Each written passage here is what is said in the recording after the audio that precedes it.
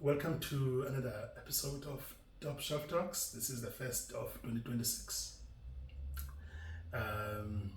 It's the 1st of February. The year seems to be moving quite fast, eh? I hope you had a good festive and that you've got your goals aligned for the year, and hopefully everything comes out as expected. So, what do I have for you this year? Is a lot more shows. I'm going to have more conversations. I'm going to have guests again this year. I'm going to be having some conversation just by myself, talking to you. You're always welcome to engage on the comment section. So the focus for this show is on meeting people where they are, meeting yourself where you are. And I thought of some festive experiences, things that happened recently, stories that people have been sharing, over the past few months. Then I thought, let me just group everything together and give it some context. And I just come to my understanding that we tend to repress a lot when we feel some sensations like difficult emotions, discomfort. Sometimes we push it, and sometimes we don't repress it. We try to work on it, but we want to understand why things are happening the way they are happening. I was talking to a friend shortly before the recording, Alvine. We were talking about well-being, and he had just returned from a trip. He just wanted to cool off, and something he mentioned was along the lines of feeling something in your body. You want to move, but you don't know the direction. So I thought that was quite powerful. So I said to him, no, I'm going to rope it into the show. And the way I understand it is that it comes down to how animals, during the evolution of animals and the biology of animals, is that they have always depended on signals, nervous system signals. And for animals to make decisions, they would depend on the rate at which the signal was coming into the system or was showing itself. Not on the magnitude, but more on the rate. So the more frequent the signal is, the stronger the message. So I think it's called rate coding. Yes. So the information about what should happen depends on the rate of that signal. So the higher the rate, or the stronger the signal, the more it informs the animal what to do. It gives it the agency. So if an animal felt that it needed to run in order for it to be safe, it didn't need to interpret it, it didn't need to understand it, it would just move. And that's how animals have just evolved, and that's how even our cortex and our brain was basically built on top of that system. And so if these animals could basically survive without trying to understand anything, by merely listening to the signal, and the stronger the signal, the more they trusted it, and it gave them the agency to act. It was not about being impulsive or anything. It was not about being certain about the next moment, but it was about trusting that if you just moved, the nervous system will regulate itself again. It's going to recalibrate, and it's going to go back. And if the signal is then lower, then something else will happen. So I'm making this reference because, in terms of also as human beings, our intelligence as we evolve, we come across a lot of challenges. And one of the hindrances from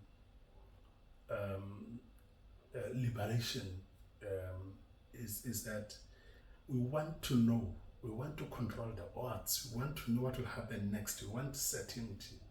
And this is something, unfortunately, is not always available. So we can tell, we can feel it in our stomach, at the center of our stomach. We can feel it. You can feel it in your muscles. There's tension, but you don't want to act because you want to interpret it. You want to understand it. You want to give it meaning, and then you want to be certain about, if I do this, then that will happen. And in that duration, whilst you are busy trying to understand, wanting to know, the signal is getting stronger. I mean, because the rate doesn't stop.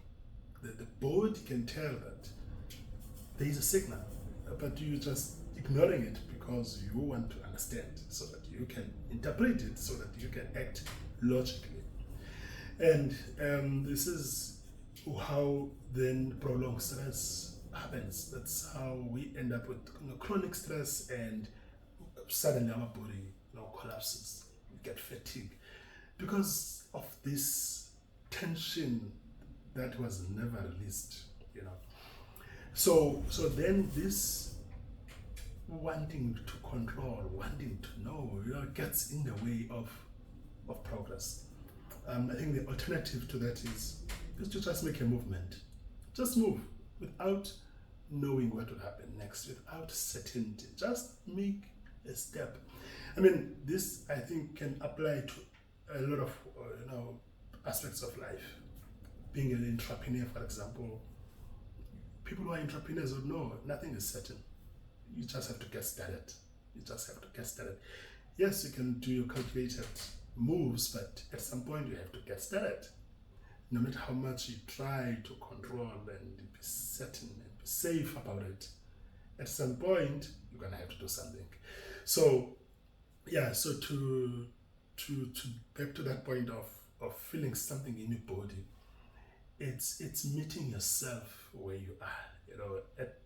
This is like the lowest, or maybe not the lowest, like not at the molecular level, but this is when you drop to your senses and you start feeling, to your sensations, and understand and feel your body, and not ignore the signals. And when you can appreciate that, I think that's what some people call it a gut feeling, or I can feel it, but I don't know, but I felt it, and I did something, then something else happened. Yeah, the signal was strong. The signal was strong, and the information is encoded in that signal strength, at the rate of that signal. There was an experiment performed by some scientists, and they took a muscle from a neck of a deceased frog, and they hung them, and then they put weights, different weights, and they wanted to measure the rate. So all of them, they had the same spike. Even though some of them were much heavier, they had much heavier weight on attached to them, but the rate was the same across. The spike was the same, but the rate was not the same. So those ones that were much heavier had a much heavier object, they had a much more rating than the other one. So the heavier the object, the bigger the rate, much more frequent. So that means sometimes it doesn't matter in terms of our nervous system what the thing actually means, but what is much more important is what it actually does to us. So just listen to the rate of that signal, and just be cognizant, and it's just adaptive intelligence, really. If you start moving, you relax the muscles, you start moving, you relax the signal, something happens. You don't have to know everything. Yeah. Anyway, the other thing I wanted to talk about is I asked a couple of friends if they had any topics they would like me to cover. So one Joe said, something about navigating friendships. I think 2 people or 3 actually talked about that. And it comes down to not understanding your role within a friendship, or let's say a relationship. You don't understand your role. Sometimes you offer, um, but you don't get the same back. Or sometimes you feel like you just keep pouring.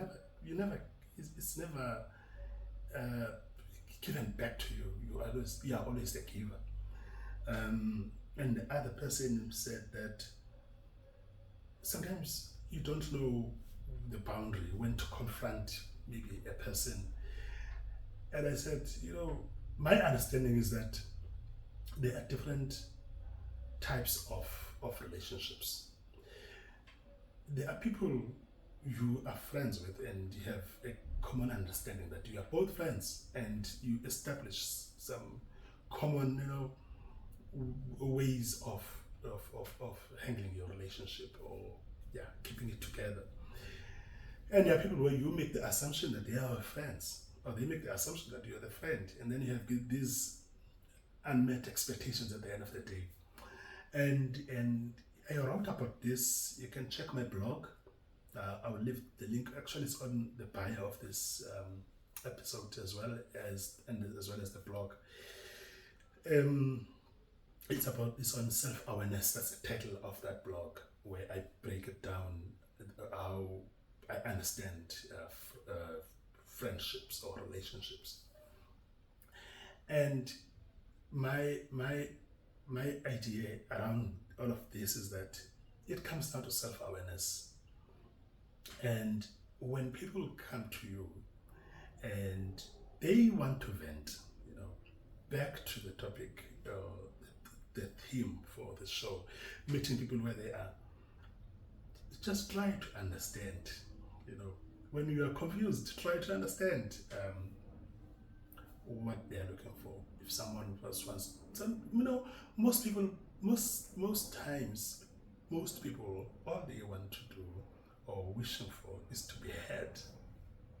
They're just wishing to be heard. They don't necessarily need you to fix them. So just try to understand what your role should be in a particular discussion or conversation, and establish and do what you need to do. But if you feel that you can read the person, you can see, your mind is telling you that this person needs this now, act. It's because sometimes people don't have the capacity to even explain what they are looking for. So they don't have the capacity, but they want to say something, but they don't know what they're looking for. Hence, they actually have the problem, is they don't understand it themselves. But back to the signal, something is telling them, is pushing them, say something, and when they say it, they feel relaxed a little bit. So it goes back to that signal, to ratio. So you sometimes you have to act, on what your mind is telling you at that particular point. You listen to the signal; it's telling you to do it, but understand the boundaries. I think there you just have to understand how far you can go. And try not to fix people. Try to not offer help when it's not necessary. In my observation, there are instances where I have actually wanted to fix people, and I wanted to fix them so that I did not have to feel their pain. I didn't have to feel that pain in me. So I felt that as they were telling me their problem, that if I fix it, if I give them the advice, but this is not something I thought about consciously as I was doing it. This is after the fact. I realized that no, I gave that advice because I was uncomfortable after hearing the story. So I wanted to fix that problem so that I felt better. It was not about them. I was putting myself first. And there's always that temptation to want to offer the help.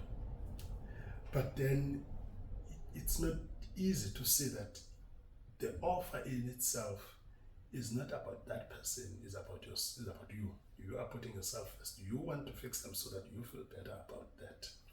So just to see that line, that thin line actually liberates, because now I can still offer the help, but at least I'll be much more compassionate, I'll be more understanding, and I can ask questions to understand what kind of help is even required, if there must be any help offered.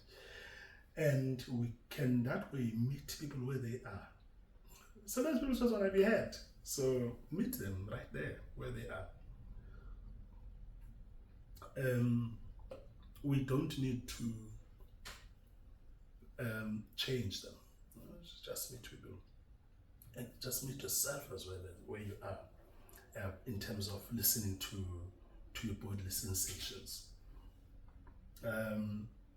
So the other person said, okay, something about parenting as a guy,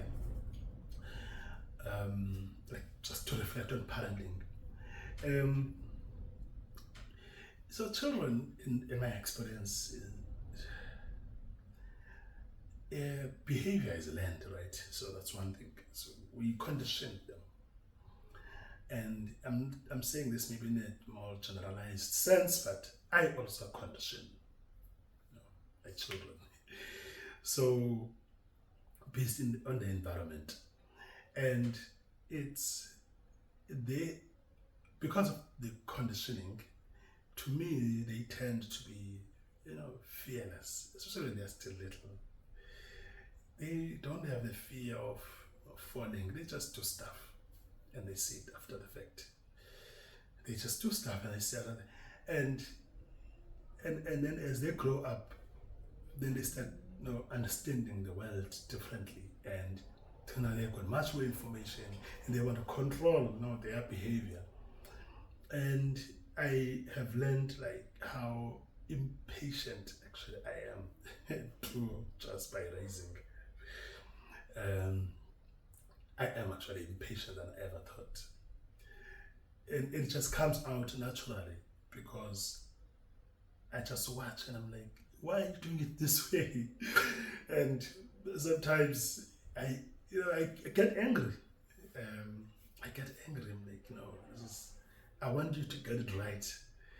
And so when I reflect on that, I'm like, I can see actually, this is not something I got like where it was intentional being done on me. So I want them to get it right so that they don't, follow the same path as myself. I don't want them to be like me. So when I look at some of the aspects of my life, I look at them, I'm like, I'm not proud of that. I'm not proud of that. So I don't want them to follow the same path. And as a result, I then try to get them to get things right, which is actually unfair. So my teenager, he said the other day, hey, Dad, you're forgetting that I'm just a little boy. I'm only 14. So these things you're expecting of me, this high level, this quality, I'm still a little boy. So I felt, oh shame, yeah, he's actually right. He is right. So these things come out in ways that are interesting, and again, it's that thing of acting upon the feeling of that signal. Something is telling me that I don't want. So the tension in my body just rises, and I want to do something. It's that urgency. Before you actually apply the logic, before you try to understand where the person is at. And there again, I don't necessarily meet this child where they are. I don't arrive there where they are. I want them to come to me, to where I am, to meet my needs and not their needs. So I've learned to regulate myself and try to understand, try to meet them where they are. Because then there is much more fullness, there is much more compassion, and there's much more understanding, and I can be more intentional. Now I can, okay, why? Oh, this is a thought process. Oh, okay, cool. You know what? We can do it better. Maybe if we change this and that. Yeah. So yeah. And the other thing I wanted to touch on was an event that actually happened a couple of maybe 3-4 weeks now from the time of recording.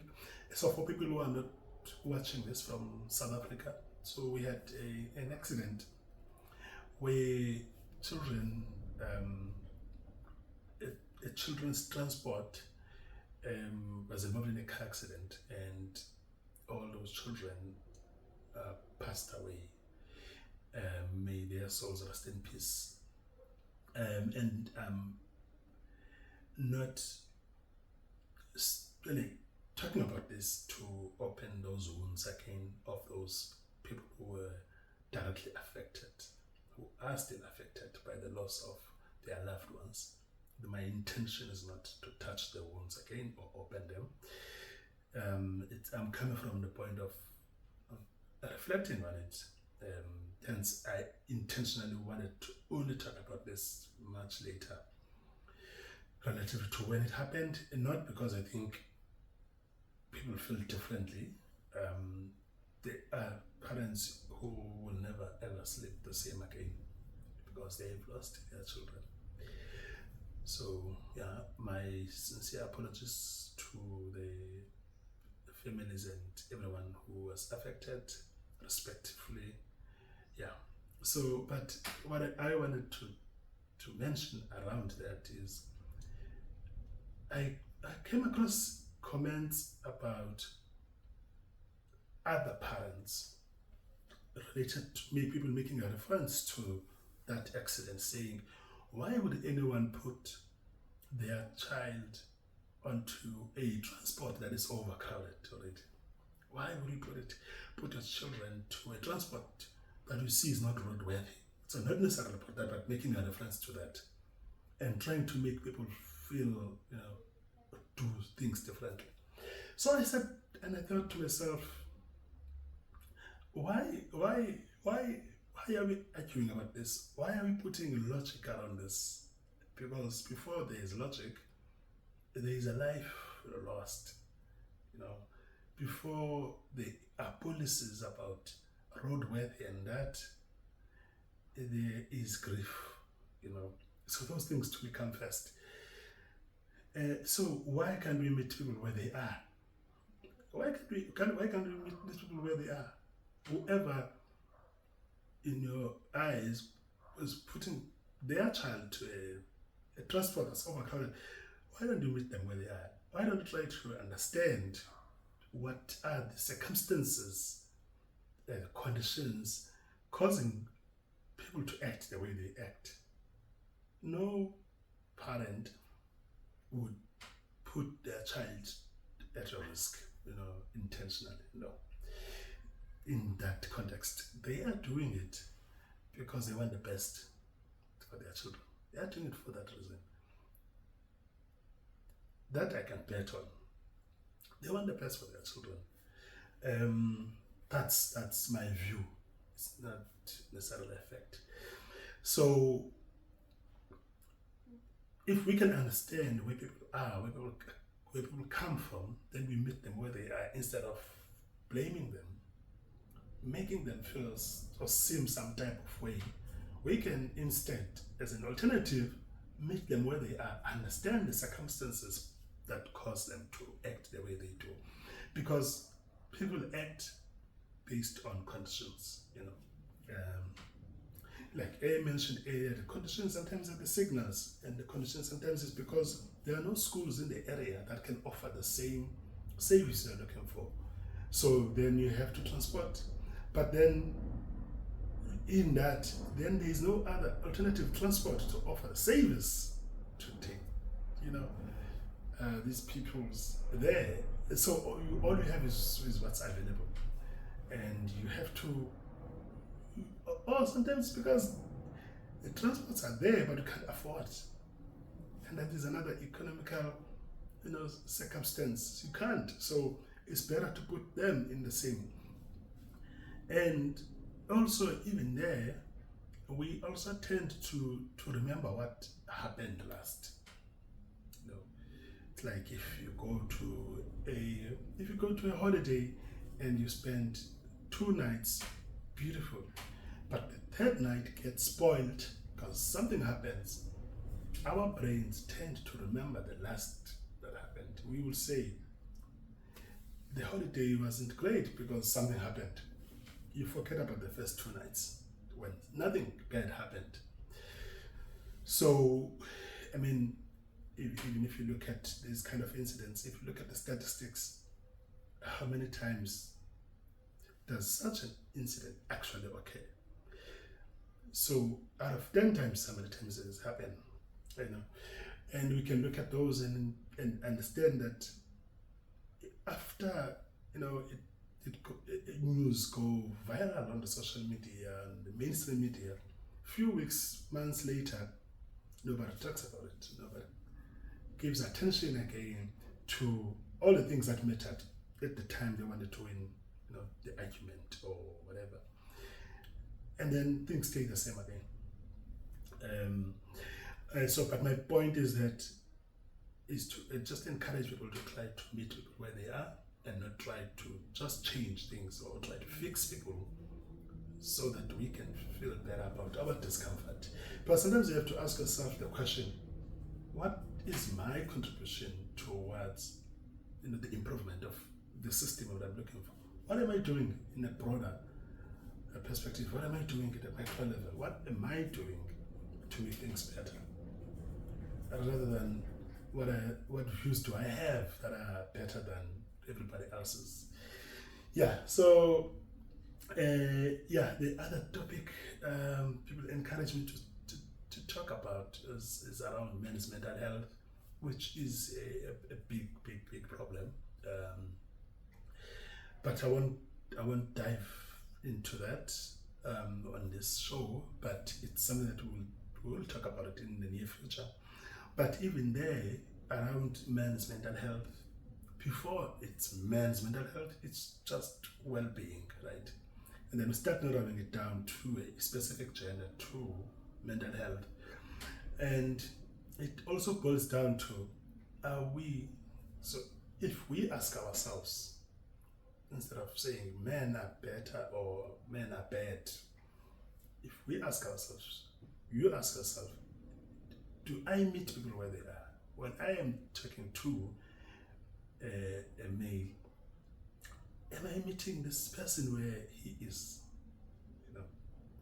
Or I'm trying to tell the person where they should be, or I'm just dismissing their feelings altogether, their ideas. Am I exploiting people? So what's my contribution? What are you offering? Do you listen to people? So that's what I'm leaving you with, is to ask yourself what your contribution is. What do you do? What are you doing? Before you ask men to help themselves, or what are you doing? What are you offering? So I will see you soon. You'll get another show in the month of Feb. Peace. Have a good one. Cheers.